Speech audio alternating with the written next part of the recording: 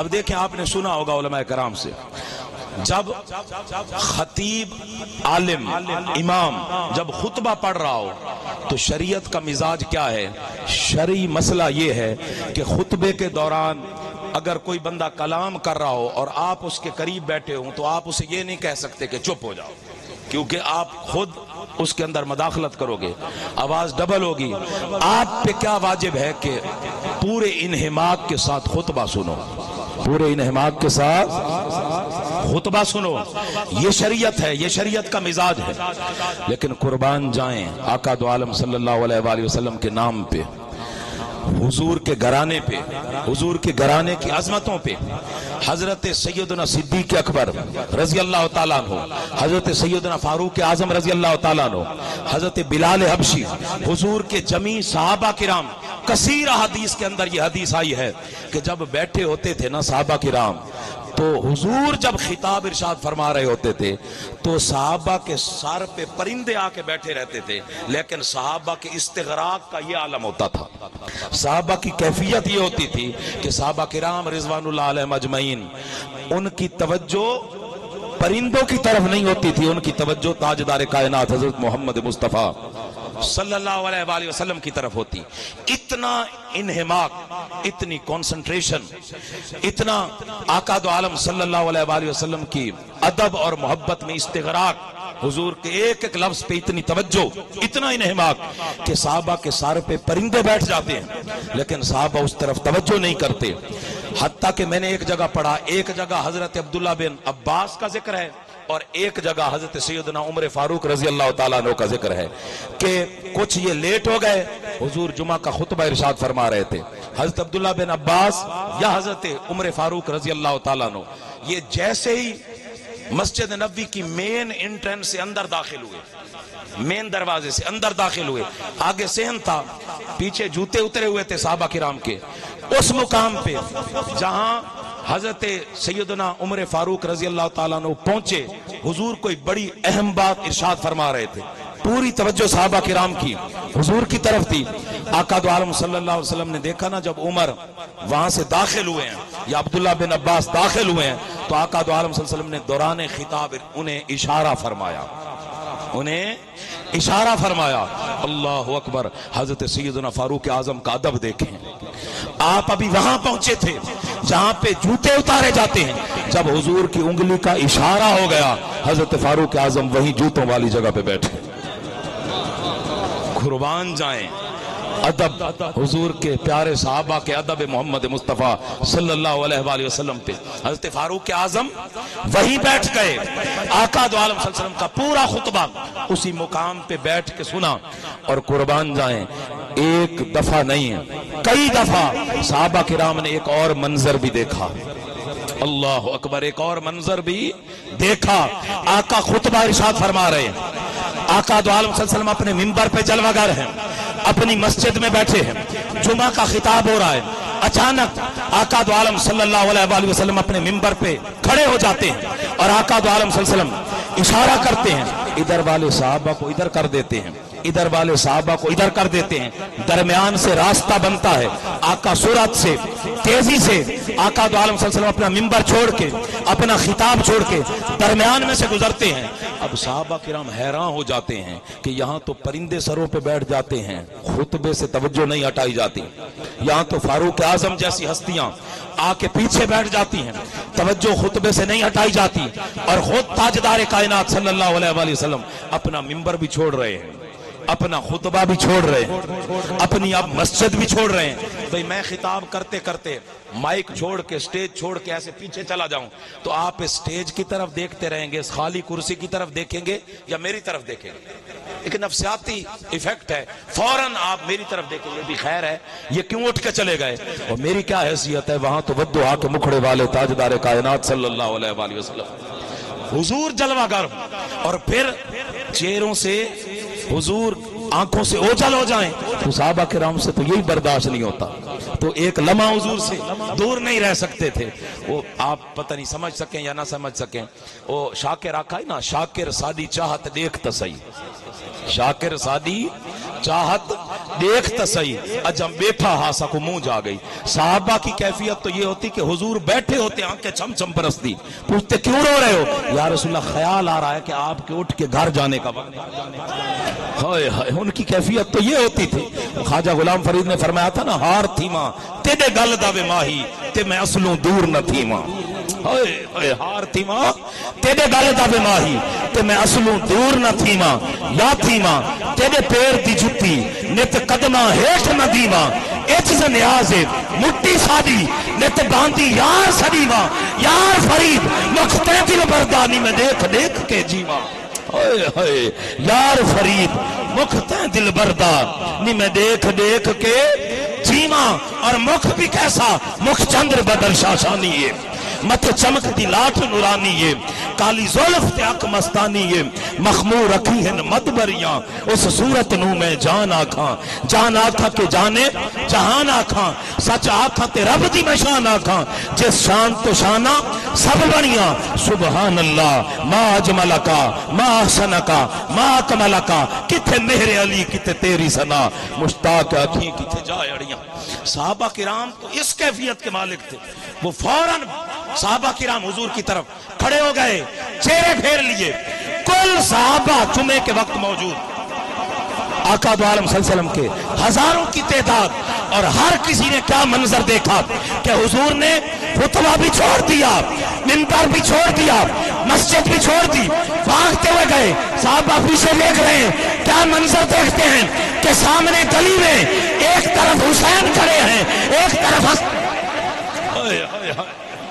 ایک طرف حسین کھڑے ہیں, ایک طرف حسن کھڑے ہیں. آقا جا کے دونوں شہزادوں کو اٹھاتے ہیں, پھر منبر پہ واپس آتے ہیں, منبر پہ بیٹھتے ہیں, ادھر حسین کو بٹھاتے ہیں, ادھر حسین کو بٹھاتے ہیں, ادھر حسن مجتبیٰ کو بٹھاتے ہیں. چومتے ہیں, سونگتے ہیں, گلے کو چومتے ہیں حسین کے. بی بی پاک نے ایک دفعہ دیکھا نا کہ حسین کے گلے کو حضور چوم رہے ہیں, تو عرض کی بابا حسین کے گلے کو کیوں چوم رہے ہیں, گلے کو کیوں چوم رہے ہیں؟ تو فرمایا بیٹی اسی گلے کو میری امت کرب و بلا میں کاٹ دے گی, اس لیے چومتا ہوں اس گلے کو. تو قربان جائیں, حضور نے بٹھا کے اب کس کو سمجھا رہے ہیں؟ صحابہ کرام رضوان اللہ علیہ مجمعین کو. قل لا اسألکم علیہ اجرا الا المودۃ فی القربى. اور صحابہ کرام کے ذریعے قیامت تک آنے والی امت کو سمجھا رہے ہیں. فرمایا سن لو میرے صحابہ, من احبہما فقد احبانی ومن احبانی فقد احب اللہ ومن احب اللہ ادخلہ اللہ الجنہ ومن ابغضہما فقد ابغضنی ومن ابغضنی فقد ابغض اللہ ومن ابغض اللہ ادخلہ اللہ النار. فرمایا میرے صحابہ سن لو, جو کوئی میرے اہل بیت اطہار سے محبت کرے گا, میرے حسین اور حسن سے محبت کرے گا, وہی میرے دعوی محبت میں سچا ہے, وگرنہ جھوٹا ہے, وگرنہ منافق ہے. اور فرمایا سن لو, جو رب کی محبت کا دعویٰ کرتا ہے تو سن لو, جو میری محبت میں سچا ہوگا وہی رب کی محبت میں سچا ہوگا. جو ان سے محبت کرے گا وہی مجھ سے محبت کرنے والا ہوگا, جو مجھ سے محبت کرے گا وہی رب کی محبت میں سچا ہوگا. وگرنہ فرمایا سن لو, وگرنہ رب تعالیٰ اٹھا کے اسے جہنم میں پھینکے گا. یہ کس سے خطاب ہو رہا ہے؟ صحابہ کرام رضوان اللہ علیہ مجمعین سے. اب میں نے اس حدیث پہ قبلہ غور کیا. ہمارے سوسائٹی کے اندر بہت سے سیکٹرز بن گئے, حالانکہ میں تو ان تفرقوں سے پاک اپنے آپ کو سمجھتا ہوں. میں تو کہتا ہوں بہت سے اہل حدیث ہمارے بھائی, بہت سے, سید ضیاء اللہ شاہ بخاری, میری ان سے ملاقاتیں بھی ہیں, میں ان کے گھر بھی گیا ہوں, وہ ہم پہ بھی کرم فرماتے ہیں. کس لیے کہ وہ بھی کہتے ہیں کہ اب کربلا کے بعد ایک حسینی دین ہے اور ایک یزیدی دین ہے, تو حسینیت پہ ہم سارے کٹھے ہیں. چاہے کوئی کسی بھی مسلک سے تعلق رکھنے والا ہو, وہ حسین کا نوکر ہے, ہمارے سر کا تاج, ہمارے سر کا تاج ہے, جو حسینی مشن رکھنے والا ہے.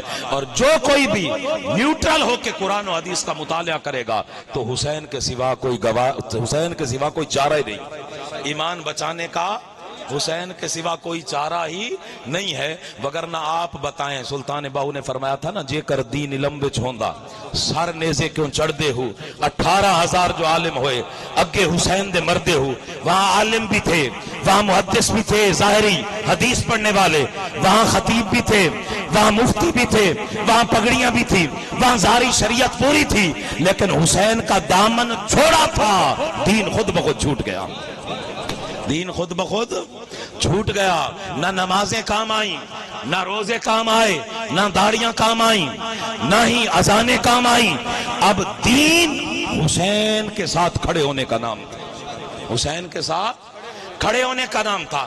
تو آقا دو عالم صلی اللہ علیہ وسلم کی چشمان مقدس دیکھ رہی تھی کہ ایک طبقہ وہ ہوگا جو غلامی رسول میں موت بھی قبول ہے کا نعرہ لگائے گا، بڑی توجہ طلب بات، بڑی توجہ طلب بات۔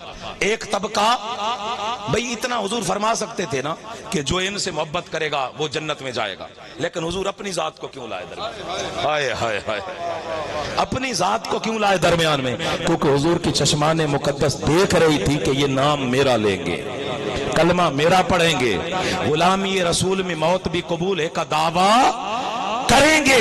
یہ کیسی غلامی رسول میں موت بھی قبول ہے کہ تمہارا ضمیر گوارا کر لیتا ہے 7 محرم کو تم شادیاں کرتے ہو، خوشیاں مناتے ہو، 7 محرم کو بیٹوں کی خوشیاں مناتے ہو، 7 محرم 10 محرم 9 محرم کو تم شادیاں اور خوشیاں کرتے ہو، جس میں نبی کا گھرانہ نیزوں پہ چڑھایا گیا، جس میں نبی کے گھرانے کو بے دردی سے شہید کیا گیا، جس میں نبی کی بیٹیوں کے خیمے چلائے گئے، جس میں نبی کی بیٹیوں کو بیڑیاں پہنائی گئی، جس میں نبی کے شہزادیوں کو بدبخت یزید کے دربار میں لایا گیا، تمہارا ضمیر کیسے گوارا کرتا ہے ان دنوں میں خوشیاں منانے کو؟ کوئی ہم سعادات سے پہنچے ہیں، ہماری راتیں کیسے گزرتی ہیں، ان دنوں میں ہمارے دن کیسے گزرتے ہیں؟ بھئی دین کا مزاج تو سمجھو، دین کا مزاج کیا ہے؟ دین کا مزاج یہ ہے کہ اگر بی بی ہاجرہ سلام اللہ علیہ دوڑے تو رب تعالیٰ قیامت تک حج میں شامل کر دیتا ہے کہ اسی طرح دوڑو، اسی طرح دوڑو۔ اگر قربان جائیں حضرت ابراہیم علیہ السلام ذبح کرے مینڈے کو تو رب تعالیٰ قیامت تک آنے والی انسانیت کے لیے، مسلمانوں کے لیے فرض کر دیتا ہے کہ اسی طرح قربانی کرو۔ بھئی دین کا مزاج تو سمجھو۔ ایوب علیہ السلام 4 رکعت نماز پڑھ رہے تھے، تیسری رکعت میں بہت بیمار تھے، تیسری رکعت پہ انہوں نے سلام پھیر دیا، رب نے قیامت تک مغرب کی نماز کو 3 رکعتوں پر کر دیا۔ بھئی دین کا مزاج تو سمجھو۔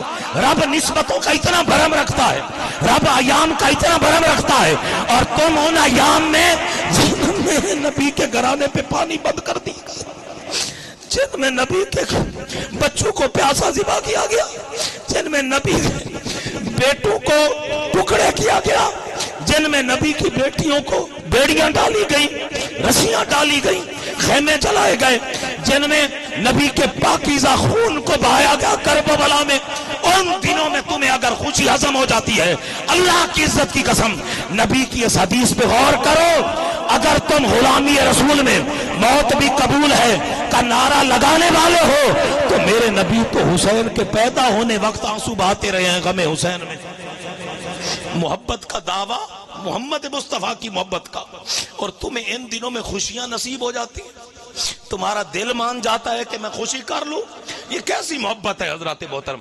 تو رب کے محبوب دیکھ رہے تھے کہ میری بات کرنے والے بہت ہوں گے، لیکن پرکھ دی کہ میری محبت میں بھی وہی سچا ہوگا جو میرے شہزادوں کا نوکر ہوگا، جو ان کے دکھ کو دکھ سمجھے گا، جو ان کی خوشی کو خوشی سمجھے گا، جو ان سے محبت کرے گا، جو ان کا ادب کرے گا۔ اور پھر تیسری چیز فرمائی، من حبانی فقد احب اللہ۔ آقا کی آنکھیں دیکھ رہی تھی کہ بہت ہوں گے جو توحید بھی کریں گے، توحید بھی کریں گے۔ فرمایا سن لو، جو رب کو منانا چاہتا ہے اور توحید کرتا ہے وہ بھی سن لے کہ راستہ حسین سے ہو کے توحید کا گزرتا ہے، راستہ حسین سے ہو کے گزرتا ہے، توحید بھی اسی کی قبول ہوگی جو حسین کا نوکر ہوگا، جو حسین سے محبت کرنے والا ہوگا، جو اہل بیت اطہار کا نوکر ہوگا، وگرنہ اس کی توحید بھی قابل قبول نہیں ہوگی، رب تعالیٰ توحید اس کے منہ پہ دے مارے گا۔ اور میں اکثر ایک جملہ کہتا ہوں، اللہ کی عزت کی قسم کوئی شخص اگر اتنی نمازیں پڑھے کہ پہاڑوں کے برابر ہو جائیں، پانی کے قطروں کے برابر ہو جائیں، صحراؤں کے وسعتوں کے برابر ہو جائیں، آسمان کے ستاروں کے برابر ہو جائیں، اتنی نمازیں پڑھے کہ پہاڑوں کے برابر ہو جائیں، روزے رکھے، حج کرے، زکوٰۃ دے، عشر دے، وہ مسجدیں بنوائے، مدرسے ہزاروں بنوا لے، سارا دن تسبیح تحلیلات کرے، کبھی کوئی گناہ نہ کرے، کبھی کوئی جرم نہ کرے، وہ ساری زندگی عبادتیں کرے،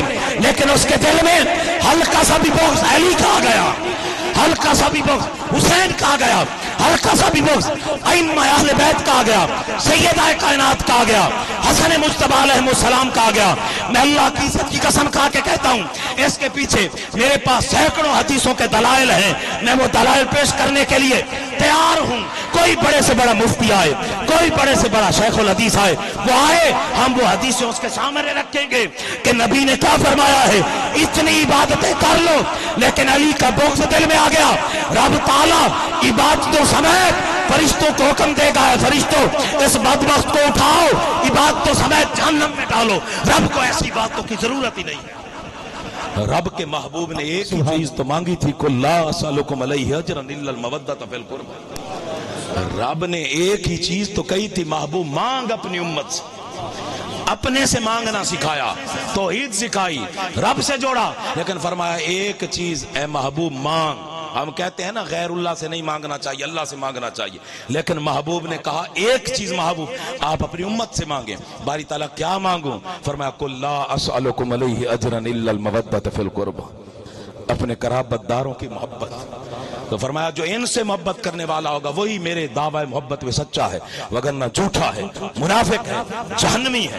اور فرمایا جو مجھ سے محبت کرنے والا ہوگا، من احبانی فقد احب اللہ ومن احب اللہ ادخلہ اللہ الجنہ، وہی رب کی محبت میں سچا ہے، اور جو رب کی محبت میں سچا ہے رب تعالیٰ اسے جنت عطا فرمائیں گے۔ اور فرمایا سن لو من ابغضہما فقد ابغضنی، جو ان سے بغض رکھے گا وہ مجھ سے بغض رکھنے والا ہوگا، اور جو مجھ سے بغض رکھے گا وہ رب سے بغض رکھنے والا ہوگا، اور جو رب سے بغض رکھنے والا ہوگا رب تعالیٰ اسے اٹھا کے اس بدبخت کو جہنم میں پھینکے گا۔ تو راستہ کیا ہے؟ حسین۔ اللہ اکبر، راستہ حسین ہے۔